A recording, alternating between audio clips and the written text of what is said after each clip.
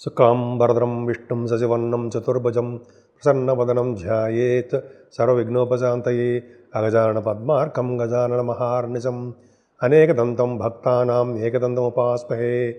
ओं गं गणपते नमः। ओं श्रीमात्रे नमः। ఓం శ్రీ గురుభ్యో నమః. మా ఆది ఆస్ట్రాలజీని చూస్తున్నటువంటి మీ అందరికీ, అలాగే ఫారిన్ కంట్రీస్లో కూడా ఉంటూ నా ఆస్ట్రాలజీని చూస్తూ మా వీడియోలు చూస్తూ నన్ను ఎంతగానో ప్రోత్సహిస్తున్నటువంటి మీ అందరికీ పేరు పేరున నా హృదయపూర్వక నమస్కారాలు. అంతేకాదండి, మీకు ఈ వీడియోలు నచ్చితే సబ్స్క్రైబ్ చేయండి, షేర్ చేయండి మీ ఫ్రెండ్స్ సర్కిల్లో, అలాగే నన్ను ఆశీర్వదించండి. ఇప్పుడు మనం ఏప్రిల్ 6వ తారీఖు నుంచి 12వ తారీఖు వరకు కూడా 12 రాశుల వారికి ఎలా ఉండబోతోందో ఇప్పుడు మనం తెలుసుకుందాం. తులారాశి వారికి ఈ వారం మొత్తం కూడా చాలా బాగుంది.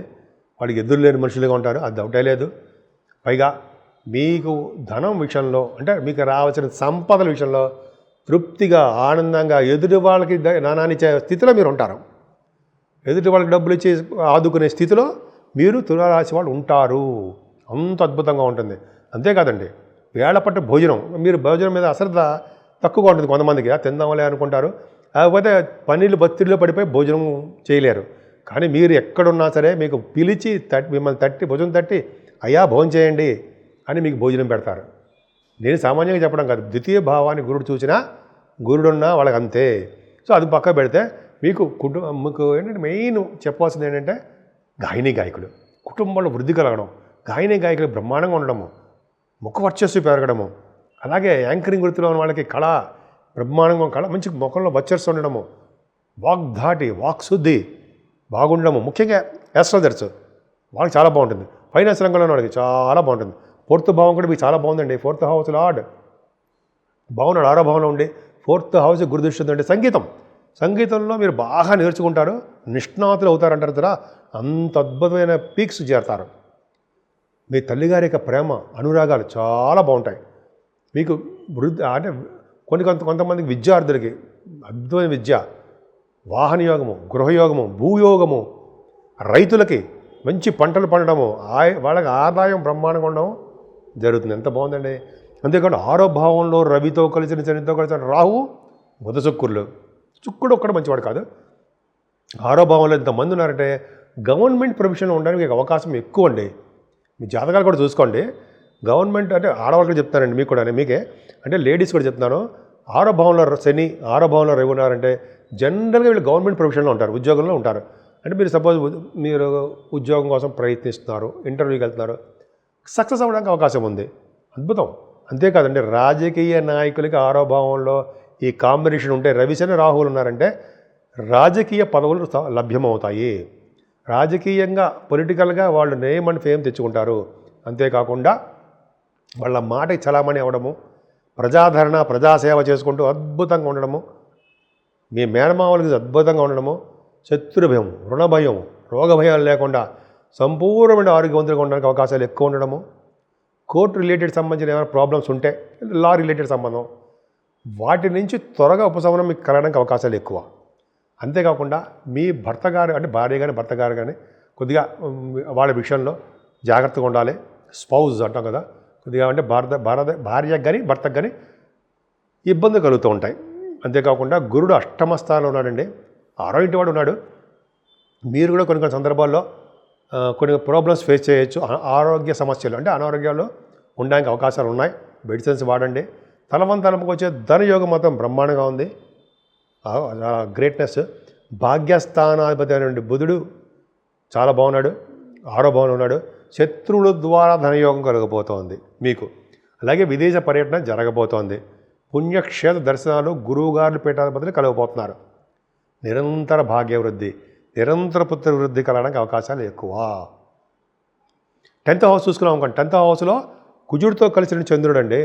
అంటే కుజుడు మంచివాడు కాదు కదా, అయినప్పటికీ అక్కడ ఏమవుతుందంటే 6, 7, 8 తారీఖులో చంద్రుడు 10th హౌస్ లార్డుడే కలిశాడు కాబట్టి మీరు ఉద్యోగ రీత్యా దూర ప్రాంత ప్రయాణాలు చేయవలసి వస్తుంది. లేదా మీకు వ్యాపారాల రీత్యా దూర ప్రాంత ప్రయాణాలు చేయవలసి వస్తుంది. అంటే ఉద్యోగ భద్రత పర్ఫెక్ట్గా ఉంది. ముఖ్యంగా సాఫ్ట్వేర్ రంగ ఉద్యోగస్తులకి. సాఫ్ట్వేర్ రంగాన్ని ఎందుకు చెప్పాలి నేను? కుజుడు బాగున్నాడు, కుజుడు సాఫ్ట్వేర్ రంగానికి కారకుడు అవుతాడు.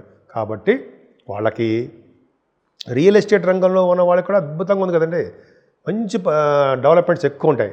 అలాగే ఏ ఉద్యోగం చేసినా, గవర్నమెంట్ ప్రొఫెషన్ కానీ ఏ ఉద్యోగం చేసినా కూడా ఉద్యోగంలో ప్రమోషన్స్ రావడము, పై అధికారుల చేత, మీరే అధికారి, పై అధికారుల చేత మెప్పు పొందడము అవి జరుగుతాయి. 12వ భావంలో చంద్రుడితో కలిసిన కేతు, ఏ భావం తీసుకుంటే ఆ భావం వృద్ధికరంగా చాలా బాగుందండి. 12వ భావంలో చంద్రుడితో కలిసిన కేతు మూటలు అంటే ఏంటంటే, చంద్రుడితో కలిసిన కేతు మిక్కిలి బలవంతుడైపోతాడు. కేతు చంద్రుడితో కలిసాడు కాబట్టి, పైగా గురు దృష్టి ఉంది. అంటే మీకు ఎక్కువగా దూర ప్రాంత ప్రయాణాలు జరగడము, సన్మానాలు జరగడము, గుడులకి గోపురాలకి దానాలు ఇవ్వడము, అన్నదానం ఇవ్వడము, డబ్బులు విపరీతంగా మంచివాడికి ఖర్చు పెట్టేస్తూ ఉండడము చాలా బాగుందండి. మీకు తటాకాలు, బావులు అవి తవ్వించడము ఇవి జరుగుతాయి. చాలా అదృష్టవంతులుగా ఉంటారు మీరు. పైగా 12వ భావంలో చంద్రకేతులు అంటే అమ్మవారి యొక్క దర్శనాలు ఎక్కువ జరుగుతాయి. ముఖ్యంగా శ్రీరామచంద్రుడి యొక్క దర్శనం కూడా మీకు జరుగుతుంది. సో ఈ వారం మొత్తం కూడా తులారాశి వారు పూజించవలసిన దేవుడు ఒక్క శ్రీరామచంద్రుడే. శ్రీరామచంద్రుడు భద్రాద్రి రాముడు. ఆయన దర్శనం చేసుకున్నా, ఆయన కళ్యాణం చేయించుకున్నా మనకి ఎటువంటి దోషాలు కష్టాలు వచ్చినా సరే వాటి నుంచి బయటపడిపోతాం. అంతేకాకుండా 12వ తారీఖుని మనకి ఒంటిమిట్ట శ్రీరామచంద్రుడి యొక్క వైభవంగా ఉండేటువంటి కళ్యాణం జరగబోతోంది. అలాగే 12వ తారీఖుని మనకి పౌర్ణమి. ఎంత బాగుందండి. ఈ వారం రోజులు కూడా శ్రీరామచంద్రుడిని కొలుద్దాం, ఆయన యొక్క ఆశీస్సుల్ని మనం పొందుదాం.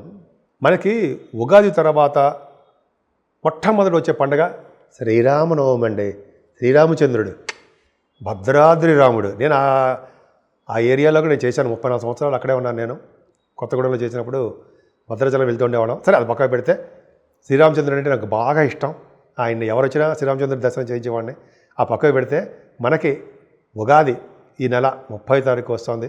దాని తర్వాత వచ్చే మొట్టమొదటి పండగ 6వ తారీఖుని మనం చేసుకున్నది ఆంధ్ర తెలంగాణలలో అన్ని రాష్ట్రాల్లోనూ, ముఖ్యంగా మన ఇండియాలో కూడా చేసుకున్నది అద్భుతమైన పండగ శ్రీరామనవమి. ఫస్ట్ పండగ అదే. సో ఆ రోజుని తెల్లవారుజామున లేచి తలంటే స్నానం చేసుకొని శ్రీరామచంద్రుడి యొక్క దర్శనము చేసుకుని ఇంట్లో శ్రీరామచంద్రుడి యొక్క అష్టోత్తరాలు చేసుకుంటూ, అలాగే పానకము వడపప్పు నైవేద్యం పెట్టడం అది ఇంపార్టెంట్ అండి. పానకం వడపప్పు ఎవరైతే నైవేద్యం శ్రీరామచంద్రుడికి పెడతారో వాళ్ళ భార్యాభర్తలు అనురాగం ఆప్యాయత అలా పెనవేసుకుని ఉంటారని మా పెద్దలు నాకు చెప్పారు. సో ఈ విధంగా మనం శ్రీరామచంద్రుడికి ఆ రోజు మనం శుభ్రంగా చక్కగా నీట్గా స్వామివారి యొక్క దర్శనం గుళ్ళకెళ్ళి చేసుకుందాం.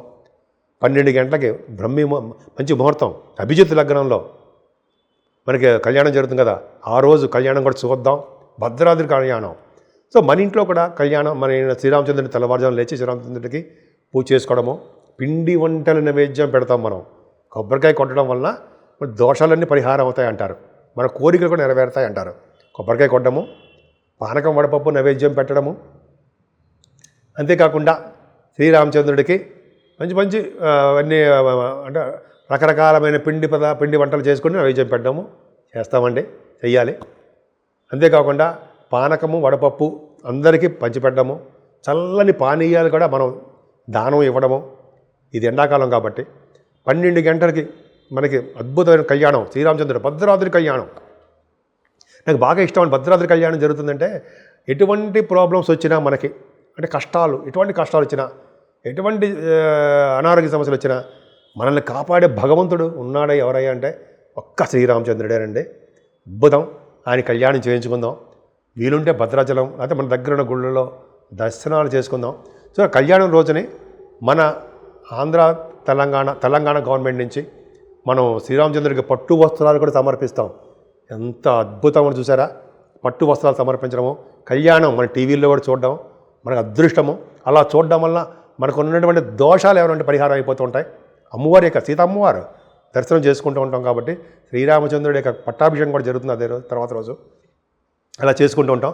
అదే రోజుని మనం మన ఇళ్లలోనే సాయంత్రాలు ఈవినింగ్ టైమ్స్లో కొత్త బట్టలు ధరిస్తాం. ఈవినింగ్ టైం అయినా పొద్దున పూట కూడా కొత్త బట్టలు ధరించడం, మనం చేసుకున్నటువంటి ఈ పిండి వంటలు నలుగురికి పంచిపెట్టడం, ఇలా సుఖ సంతోషాలతో అద్భుతంగా చేసుకుంటామండి.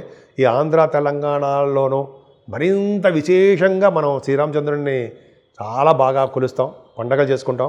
అంతేకాకుండా 12వ తారీఖుని ఒంటిమిట్ట శ్రీరామచంద్రుడి యొక్క కళ్యాణం, అద్భుతం, మహా అద్భుతం. ఆయన యొక్క కళ్యాణం కూడా చేసుకుంటూ ఉండి అక్కడ చాలా అద్భుతంగా ఉంటుంది. ఆయన కళ్యాణం చేసుకోవడం వల్ల శ్రీరామచంద్రుడు అండి ఎక్కడున్నా రామ రామ రామ అంటే ఎన్ని కష్టాలు వచ్చినా దగ్గరుండి కాపాడుతాడు. ఆయనకంటే ముందర ఆంజనేయ స్వామి వచ్చేస్తాడు మన దగ్గరికి, మనల్ని ఎప్పుడు కాపాడుతూ ఉంటాడు. సో అలాగ చేయడం వల్ల మనం అద్భుతమైన ఫలితాలు పొందామండి. అంతేకాకుండా 12వ తారీఖున పౌర్ణమి కూడా వస్తుంది. ఎంత అద్భుతం అండి. అంటే 6వ తారీఖున అంటే ఫస్ట్ పండగ శ్రీరామచంద్ర నవమి.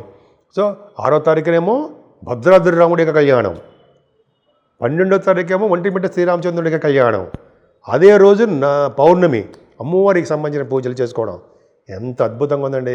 సో 12 రాసుల వాళ్ళు, నేను చెప్పదగ్గ చిన్న విన్నపం ఏంటంటే 12 రాసుల వాళ్ళు, అన్ని నక్షత్రాల వాళ్ళు కూడా మనం శ్రీరామచంద్రుడిని కొలుద్దాం. శ్రీరామచంద్రుడి యొక్క కృపా కటాక్షాలకి మనం పాత్రులవుదాం. ఆయన యొక్క ఆశీస్సులు తీసుకోవడం వలన ఈ సంవత్సరం మొత్తం నెక్స్ట్ ఇయర్ మళ్ళీ శ్రీరామనవమి వచ్చేంత వరకు కూడా ఆయన యొక్క ఆశీస్సులు మనకి తోడుగా ఉండాలని మనం మనస్ఫూర్తిగా కోరుకుని ఆ శ్రీరామచంద్రుడికి కళ్యాణం చేద్దాం. దగ్గరలో ఉన్న వాళ్ళందరికీ మన తృప్తి, మన యొక్క తహాద కొద్దీ అన్నదానం కానీ, వస్త్రదానం కానీ, పానీయం అంటే నీళ్లు, మంచి నీళ్లు, చల్లటి నీళ్లు అలా దానం చేయడం వల్ల మన తర్వాత తరాల వాళ్ళు కూడా మంచి లోకాల్లో ఉంటారని మనం పురాణాల ద్వారా తెలుసుకున్నాం. సో ఈ విధంగా శ్రీరామనవమి మీ అందరికీ శుభాలు చేకూరాలని, ఈ శ్రీరామనవమి నుంచి వచ్చే శ్రీరామనవమి వరకు కూడా శుభాలు చేకూరాలని, ఆ శ్రీరామచంద్రుడి యొక్క కరుణా కటాక్షాలు నిండుగా మీకు ఉండాలని, నిండు 100 ఏళ్ళు మీరు బతకాలని ఉండాలని నేను మనస్ఫూర్తిగా కోరుకుంటున్నాను.